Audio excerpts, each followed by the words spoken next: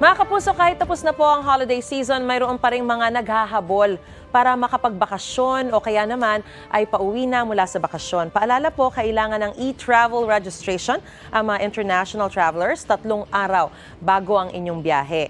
So para yan sa mga pasaherong palabas ng Pilipinas, mga parating na Pinoy at foreign crew members, pati ang mga Pinoy at dayuhan na papasok sa bansa.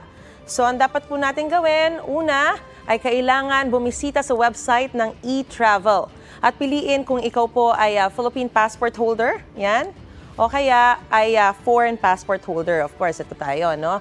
Sunod ay sagutin kung ano ang inyong citizenship, travel type, kung halimbawa kayo ba ay dumating o papaalis, arrival o departure, then transportation type, tsaka kung kailan ang inyong biyahe. Ang susunod po niyan, ilalagay nyo rin yung inyong email address. Okay, for example, ayan, ganyan. Kunwari, maris. Whatever.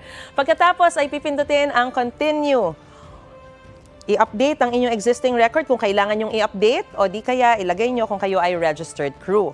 Susunod naman yan ay ilalagay ang inyong personal information. O yan, Mariz, Umali, ganyan. Pero dapat ilagay nyo po yung tunay nyo pong pangalan. Alright? Pagkatapos po niyan, lagay nyo po yung inyong passport number, yung inyong kasarian o gender, birth date, yung kaarawan, bansa kung saan ka galing o pinanganak, at trabaho, yung inyong occupation, pati na rin po ang inyong mobile number. Susunod po niyan, ilalagay nyo rin po yung inyong address at permanenteng country of residence, ayan, Philippines.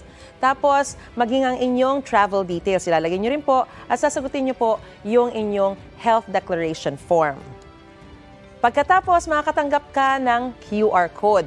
Kung halimbawa, na green, ay ibig sabihin ay lumabas, halimbawa ito, green ang lumabas sa inyo, pwede na kayong dumiretso dun sa immigration inspection. Kung kulay pula naman, kailangan daw ay dumaan pa kayo sa inspection ng Bureau of Quarantine. So good luck sa inyong pagsagot at siguraduhin masagot niyo po yan mga kapuso, ha?